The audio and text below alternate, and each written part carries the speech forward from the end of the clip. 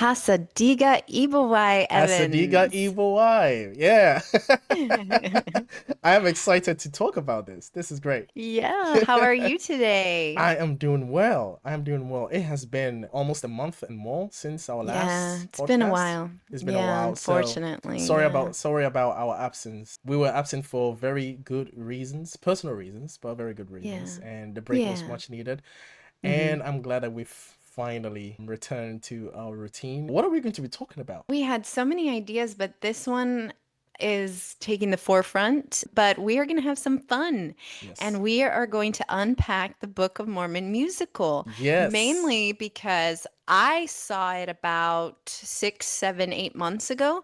And Evans just recently returned from his birthday extravaganza Oh on yeah. the West End of London. And he got to go see the Book of Mormon musical. Yes, a good friend who I also met on Recovery from Religion. Yeah. Shout out to Nathan. Really appreciate him. Can I call Nathan my friend too? Because, Yes, I'm like, sure I kind of know him. he's So he's all our friend. Yes, good. yes. So yeah, he was very kind and he facilitated this blasphemous musical for me to go check out, and it was amazing, worth It- every moment of it. Yeah, worth every dime. It was great.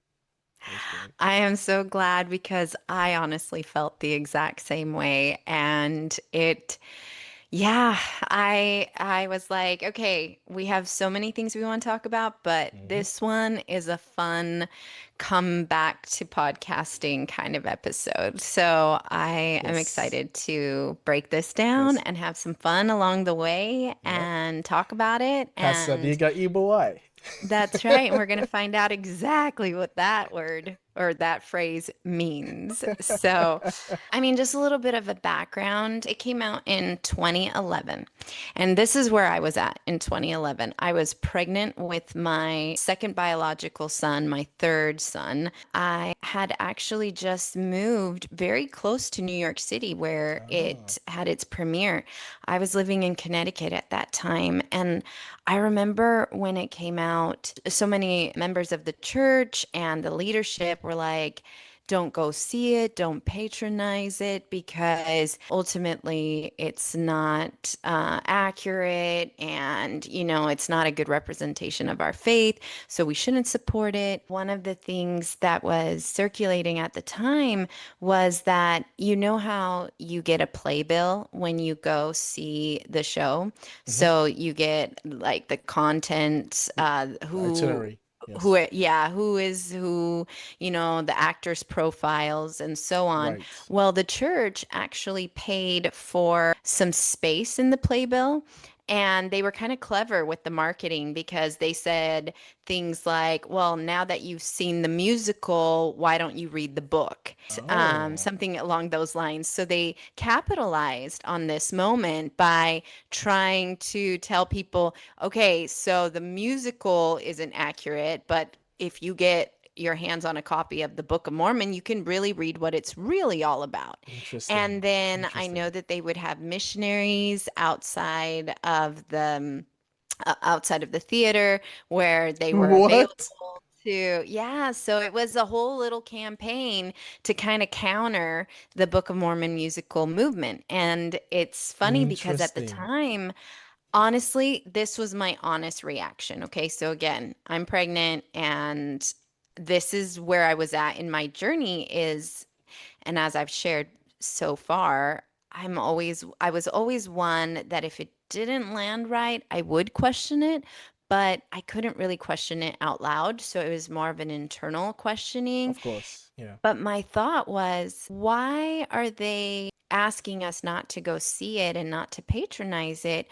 Shouldn't they be asking us to go see it, see what it's about, and then be able to more accurately tell people what they got wrong? And so Yeah. my thought process was, why don't we go see it? So then I can very clearly explain to people what they got, what the musical got wrong, and I can bring them to the faith because I can say, "Oh no, they got these things wrong. This is what our faith is really about." And so that was my thinking, but of course, I just did what I was told at the time. I always was curious to know what the musical was about, and go forward 13 years, and I finally was able to go see it as an ex-Mormon.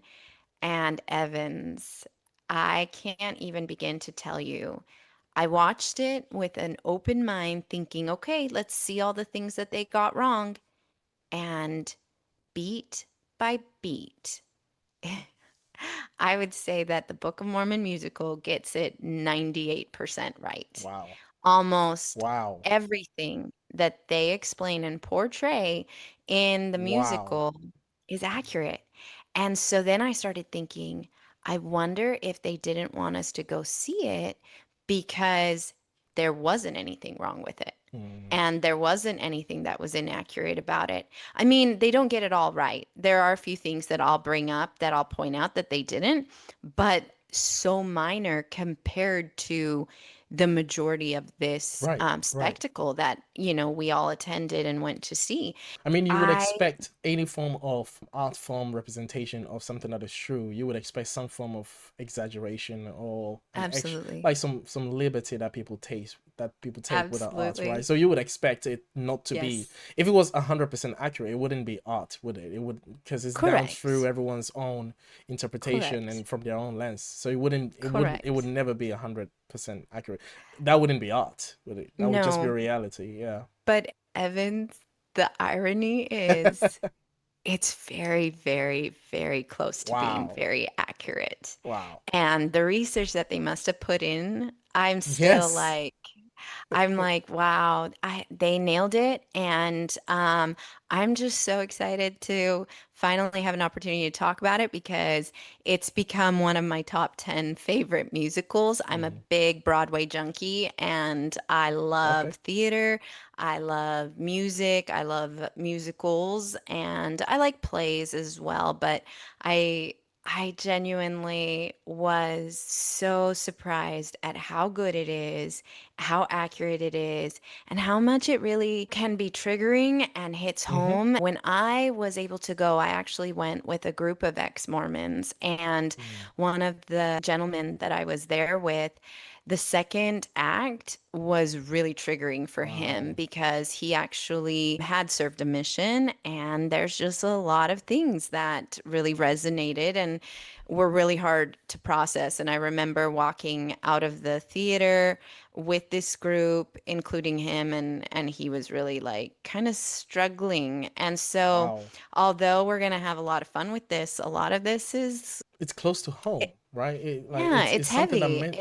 I mean, Yeah, if you imagine something that yeah, has meant a lot to you for most of your life, right? yeah. And then you Mhm. have this radical exposure of Yes, the glaring light that is thrown on it with no yeah, holdback. yeah, That will certainly hit you in the chest somewhere. Because even yeah. when I was watching it and I wasn't a Mormon, when it came to them singing songs like Hasadiga Ibawai, and then they explained it and then they started singing it in English, I got uncomfortable for a second Okay, because of good. my Yeah. conditioning, because of my Mm, indoctrination.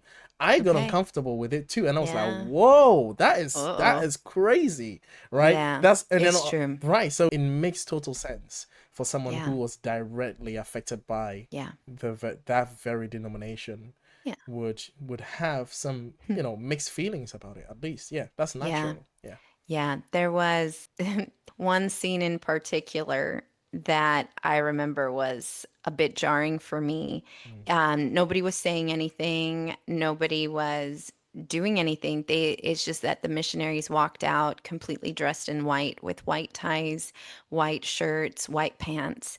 And that's how we dress when we go to the temple. And the temple is like, it's not church. It's not the meeting house. mm, It's not where we attend on Sundays. mm. And I've taken you to a temple when you came out to visit, and we'll talk more about that in another Yes. time. Yes. I want to even, yeah. So just a little teaser. Evans did come to the United States on a holiday, Oh yeah. and we got to spend a little bit of time together. And one of the things we did was I took him to an LDS, a Mormon temple. But anyway, we'll talk Yes. about that another time. Inside the temple, we are all dressed in white. And so when they all came out on the stage dressed that way, it was very uncomfortable for me Wow. because I have been so conditioned that that is not okay, that those are Mm-hmm. sacred. Mm-hmm. That's a sacred way of dressing and everything, that it was just a bit hard for me to stomach in that moment. With that said, today, as a trigger warning, we're going to talk about a lot of things that are going to be triggering, that are going to hit home and hit you in a way that perhaps is uncomfortable for anybody in any denomination, but Yes. specifically for anybody in the Mormon faith. There's also some crude humor that Oh comes yeah. along with the Book of Mormon musical. Oh yeah. And so forgive us if we touch on some of that as well. And, but we're also going to have some fun with this because Oh yeah. ultimately the play is a satire and it is there for us to take pause and to laugh at our conditioning and to laugh at what we really believe in and how it impacts us on the day to day and how we present and go out into the world. And so I don't want to lose sight of that fun part of it. But yeah, there's going to be some things that we talk about that might not be easy to stomach. So Yes, yeah. there might be some singing as well. So some Oh, award-winning singing will be going on too, because yes. obviously you cannot talk about a musical without throwing in a few lines if it comes to mind. So if, And that whatever, might not be easy to stomach either well, no, because well, I might no. be singing and some people might want to turn down Well, the mic. well, I disagree because if what you're hearing is not, up to par, that's your fault. There's something wrong with your speakers. There's something wrong with your phone. You're probably using an Android listening to this. That's your fault. I didn't ask you to do that. So our voices are Okay. peak industry approved. Okay, so The- yes, we have the best vocals going on the planet right now. So everything we sing is perfect. Just trust us. Okay. okay. I like that, Evans. I really do because now it's like, yeah, it's not on us. We No, sing no, great. we sing great. We're We're amazing. not the problem No, here. it's you. So, yeah. Yeah, just open your heart. Hasadiga Evil why? Ibowai. Yeah, there we go. Hasadiga Evil Ibowai. why? There we go. Okay. See, that's one. We just sounded like Bruno Mars and Lady Gaga right now. But see, you're not gonna believe us because you're using Android. It's your fault. So, surface level, what does the musical get right? The pressure to serve a mission, there's a lot there. And one of the things that is the focus of this musical is really the male perspective of serving a mission. Obviously, females in the church also serve a mission and perhaps is slightly different, but the point of this play is to talk about the predominant caricature of missionaries, which is the two elders that go out two by two Right. and they serve a mission and they get called all over the world. There is a lot of pressure. When I was growing up, it really wasn't negotiable whether a young man served his mission or not. It was expected. Interesting. And you were to finish high school and then go serve a mission. Maybe you could do 1 year of college if that's what you chose, but ultimately not only did it have a stigma if you didn't serve a mission, but I mean, it would have resounding effects on your life. Young women are asked to look for in a potential suitor. A mate is the term RM, and that stands for return missionary. So you need RM. to, Okay. yes, so you need to date an RM, and an RM is a return missionary. So a Okay. boy who didn't Okay. go serve his mission and didn't come home isn't an RM, so he's not a catch. And so there's that. There's a Ah. social stigma with that. But then also Okay. you are to return with honor. And so you are to complete the full 2 years and you are to go and you're to serve. It is very much something that's a requirement. I believe in today's generation, perhaps it's just a little bit more lax and there's more understanding. Also, the mission rules are a lot easier than Wow. the kids that served when I served. Disclaimer, I never served a mission, but the years that my Okay. peers served, that was even more relaxed than when my mother served her mission. She was a missionary. My ex was a missionary. My mother served her mission in Italy, and my ex served his mission in Greece. I've had friends that have served all over the world, from Japan to Ireland to Uganda to Ghana to Zimbabwe Yep. to all of the places. And then also places within the United States, all the way to never even leaving the state of Utah. So I think it really kind of depicts how a Mormon mission looks like. Now, at the start of the musical, they do get one thing wrong. You don't really get paired up or assigned a location the way that they depict. Ah, okay. It's not quite like that. So when you get called on a mission, basically you have to fill out papers and get interviewed by the local authorities, and then you Ah, ultimately will get a letter, and that's a okay. big deal. That's a big deal. When you get your calling, like people all over will drive to the house of the young man or the young woman, Wow. and you will have this whole event around Right. opening this Right. letter. Everybody Okay. is gathered to find out where you are going to go. Now, Whoa. you're not going to find out who your companion is at that moment, but everybody gets together and it's like, okay, and people record it, they film it, That sounds it's such an exciting. exciting, Yeah. moment in a young man's life and in a Yes. young woman's life. And so you open that letter and it says, the prophet has called you to go serve your mission in Timbuktu Oh or boy. in Australia or New Zealand or wherever it is. And everybody screams and shouts and everybody's so excited. And it'll say, and the language that you will be speaking is Mandarin Chinese or, Wow. Vietnamese or whatever it happens to be. And it's so exciting and it's a celebration. And then you go to what's called the Missionary Training Center, and that's known as the MTC. And there are several of them. There used to be just the one in Provo, Utah. Now they have some in different parts of the world, and you go there for a certain amount of time. So I believe my ex Interesting. was at the MTC in Utah, I want to say 2 months. And basically, what you're there to do is learn either this new language, learn the different things that you'll be teaching, and prepare to be this missionary, this force that's going out into the world to convert people to the Mormon faith. That's kind of the beginning of the musical. And then it kind of goes through taking into consideration this companionship of Elder Cunningham and Elder Price. Right. And Elder Price is the quintessential Mormon missionary who Hmm. is going to do it right and is going to be the top missionary and is going to be out there proselytizing in such a way that Hmm. everybody is going to listen to him and join the faith. And Elder Cunningham is just trying to figure himself out. He has an overactive imagination.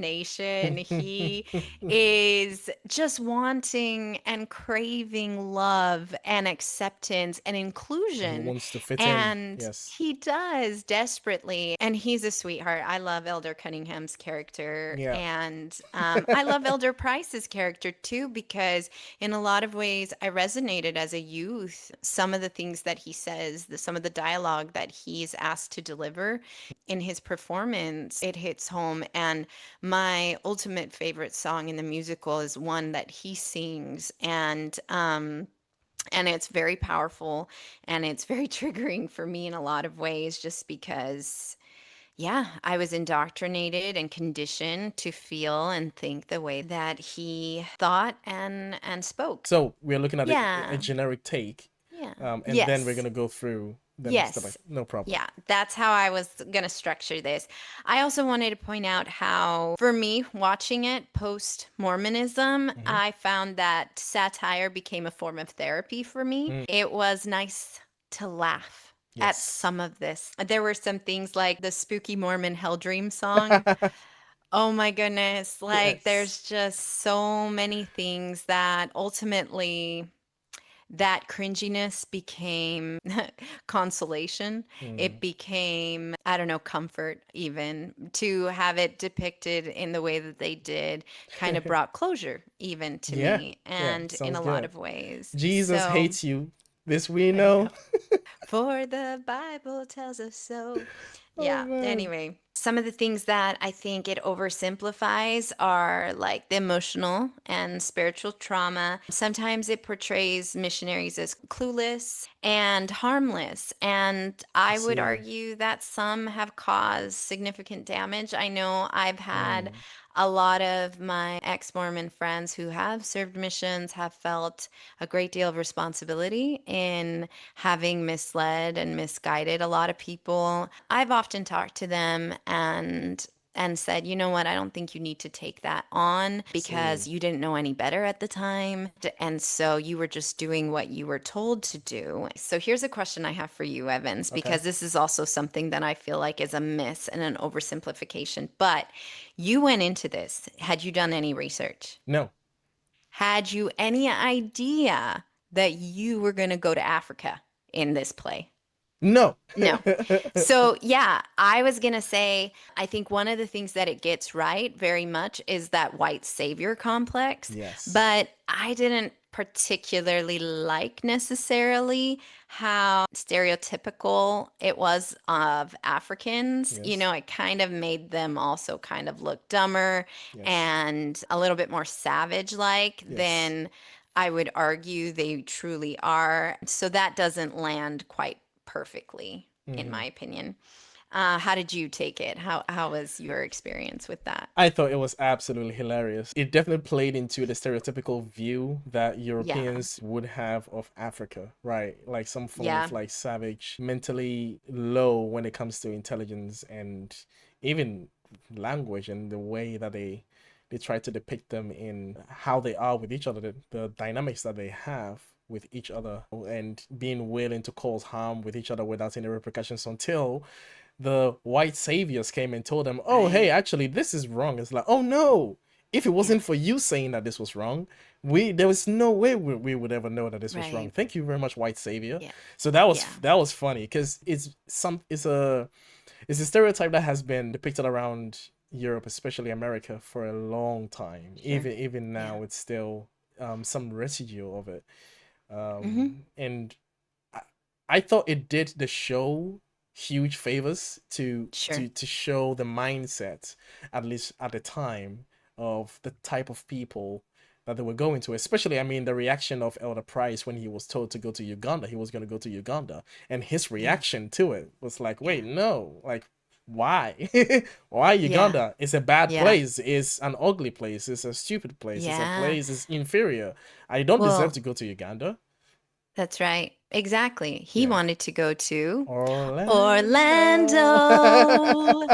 I love you, Yeah, Orlando. Orlando. That's right. Yeah, he wanted to Orlando. go golfing. Yeah, he wanted to go to Orlando. Poor guy. Yeah, Didn't quite make it. He does make it for a little bit, he but does make it yeah. for a bit. Yep. You know, to be honest, at the end, when we get to the conclusion, I kind of feel like that trope of using Africans as being lesser than or dumber or whatever, I think they use that in a very creative way to kind of pull another point out to people. Mm, And so we'll talk about that. Remind me, interesting. because that's kind of the conclusion. Because to me, you know what, I'll just talk about it now. And another thing that we should say is that I'm probably going to ruin this musical for a lot of people because I am going to pick it apart. And so if you want to see it with fresh eyes, don't listen to this podcast. Oh But yeah, if, yeah. I think in the description or in the title we will put like spoiler yeah. alert. Yeah, there will be Just lots of for spoilers, you yeah. know, So through yeah, all of this. yeah, But if you want Allie's take and Evan's take, by all means, join us and listen to this because it'll be a ride for sure. But yeah. what I love about how the ending is that ultimately the Africans get it way more than the white people. Ah, And that is what how I took the ending to be.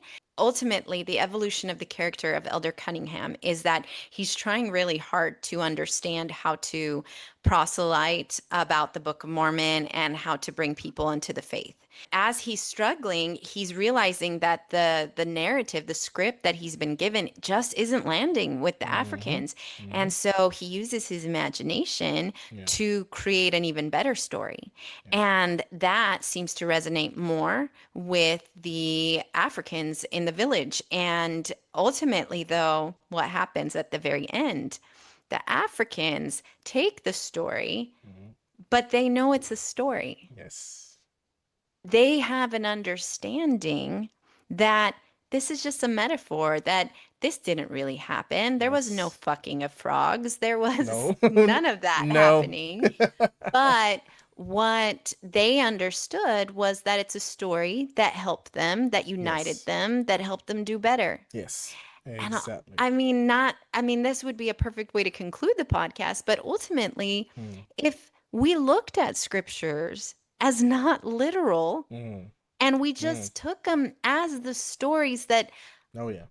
biblical scholars will say that's all they were intended to be, were just stories Stories. to teach, Yeah.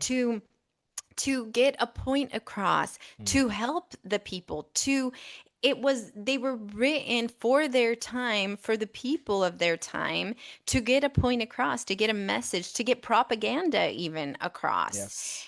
And that's what scripture really is. But see, what religion does today is they want to make it literal. They want to make it, no, this is 100% accurate. This really happened. And that is why you need to listen and obey. Yeah. And the Africans get it. They Yeah. get it that that's not what scripture is. Yeah. And so to me, that's beautiful. And it kind of redeems that trope, that characterization of the dumb, ignorant African as actually being far smarter than the white Mormon missionaries that are out there trying to convince people that this is the, gospel truth, that this is Yeah. accurate. So even though they're characterized that way, what I love is that the Africans actually come out quite smarter than everybody else in the room. Yeah, at the end we're like, And hello. Like, yes. It's I such a know. good contrast with how it starts. Yeah, I know. It But is. It's yeah, beautiful. to say something Yeah. to that is just the general approach of religion, of Africans when it comes to religion during the time before it was enforced and made as state religions. Prior to that, like in Ethiopia and following the other religious country with other countries later on, is Africans already had an understanding of spirituality. They already had a Mm, sense of closeness to nature, to God, whatever it was. mm, You have different mm, African religious approach to nature when it came to whether it was Mother Earth or Mother mhm, Nature and stuff like that, and they believed in the whole equality between the divine masculine, divine feminine, and they understood that there were different depictions of gods, and there were different gods, and there were different spirits that need to be revered because life is so complex. Like, the complexity of life was already understood by Africans. So when you mhm, come in and you bring your Jesus Christ is just another complexity to life that they didn't know. mm. So it's like, Yeah. oh, okay, I guess life is more complex and more interesting than we thought it was. Okay, we could add this to our culture already. It's very similar to the Hindus as well. They have no problem listening to a preacher talk to them about Jesus Christ because they already have an understanding that there are multiple gods and their gods can manifest in many different ways. Mm, So bringing Jesus Christ to mm. them is not an affront to their personhood. It's not an affront to Love their that. personal. They just see that as they just get curious. They're like, oh, okay, I would like to know about this Jesus guy, and then they listen. Like, okay, cool. I can just incorporate Jesus to the list of other gods that are here, or to the list of different understandings to what nature is. So they don't Yeah. have this one thing. Obviously, until it's made as the state religion, it's made as an enforced religion through slavery, through trade, Mm-hmm. Mm-hmm. through different deals that are made by the government and chiefs and kings at that time, to say no, no, no, this isn't some form of ideology that you can just add to what you already have. No, your ideology is trash and devilish and bad. Throw it in the bin, and only one thing, or you don't get Yes. food to eat by the end of this day. And it's like, well, what do Yes. you do? What does a loving parent do in that situation? Of course, the loving parent is going to look at her kids, her children, and say, I want my children to eat. So of course Jesus Christ is Lord. And this is the Yeah. thing that a lot of people ignore, and it's been a recent trope that's been running around saying, well, Christianity was not introduced to Africa by the Europeans. You know, it wasn't slavery. It was already in Africa on the 4th or 5th century, which is like, well, yeah, but then they stopped there. And the question is, well, how did it get to Ethiopia? Because it didn't just get to Ethiopia by goodwill and by vibes. No, some random person or a group of Sure. people from the ancient Near Middle East was running away. They ended up in Ethiopia. Some of them had power. I think one of them was even a king who made friends with the king of Ethiopia at that time and then handed him his Bible. And then the king made it the state religion of Ethiopia at that time. See, that's how it spreads. That's how it Yeah. happened in Africa. You Yeah. have to make it an enforceable part of their culture. Until then, it doesn't just spread by merit. You have to kind of Yeah. like enforce it, or at least change it in a way, make it That's more palatable for their palatable. exactly for their Yeah. culture, that they can Yeah. incorporate it. Because when they Yeah. hear the stories, they can say, "Oh, we have other stories too, so we can just incorporate it with the stories you already have to make it make more sense." And that's what happens once you remove force from it. Once you take force away from it, people generally are willing to just take stories and make it mean something to them, as long as they find meaning in it, because people look for meaning in stories all the time. People like to tell their life stories through other people's stories. That's no Yeah. problem until you say this is the one and only true way. That's a Yeah. problem. Yeah. Yeah. I appreciate that. Thank you. Would I recommend this musical to somebody leaving the faith? Absolutely. Would I recommend this musical to someone who was in the faith? Yes, because it's just enlightening. And if you are a true active believer, there's so much in there that you can laugh at yourself about. Yeah. And to somebody who left the faith, can laugh at the things that, they used to believe in that they no longer do. And so I think that there are so many excellent one-liners and just so many things that I think really are enjoyable. I think on a greater scale, which maybe you can also highlight, is just that it's just a critique on a belief system. Yes. And it just happens to choose the Mormon faith. But there are Yes. so many faiths that can watch this and Yep. be like, Yes. it can help you take pause, and it does uplift the idea of community and hope. So Yes. it's not like it's bashing or anything. It just takes a more humanist approach to it. It Yes. it it argues for the humanist approach, something Yes. that I revere now. And so I really think that it has a lot to offer a spectrum of people. Anybody that's been touched on by religion or any kind of high control system, anywhere that there's a belief system that kind of frames your whole worldview, I think it's worth it if you want to go see it. Yeah, what I would add to that as well, it's a critique to the belief system. Hmm. And if you believe in a God that is self sufficient and all powerful and does not concern himself with little things and is not petty, he wouldn't Yeah. be offended in any way No. with people poking fun at him. Like, in fact, he would probably find a lot of humor in human creativity and the satire, how creative we are to come up with critiques that we see from our personal Mm. experience. So if you believe in this God and you're listening to this and you feel offended, it's something that maybe you need to take a pause for a second and ask yourself, would God be offended by this? And if he Mm. would, why would he be offended by this? He knows how to defend himself. He is self-sufficient. He is all-loving, Yeah. omnibenevolent, Yeah. omnipresent, Mm. omniscient. He knows everything. He has the ability to change the state of things as he sees fit. And therefore, a situation where he would be offended just does not exist if you think about it, Mm. because the reason why we get offended is because we are not all knowing, because we Mhm. can't foresee that we will be offended, and because we can't foresee and we don't have the power to change our circumstances, we feel frustrated in situations where we can't change and we can't foresee that we will be frustrated. That's why we get offended, because a Mm. lot of things flow out of our power that we can't. So we just have to feel a certain way, and that's when we feel offense. But a God that has the ability to do all that just does not have the ability to be offended. Mm. So I'm sure he's probably up there, laughing if he exists as well, just slapping his knee, say, "Yep, Hasadiga Ibo I was gonna say, your God, your Ebo eye, it sounds pretty cool. I would Yeah, worship your God. yeah, my So, yeah, my God is pretty down to earth. yeah, he's Get pretty it? down to Get it? it.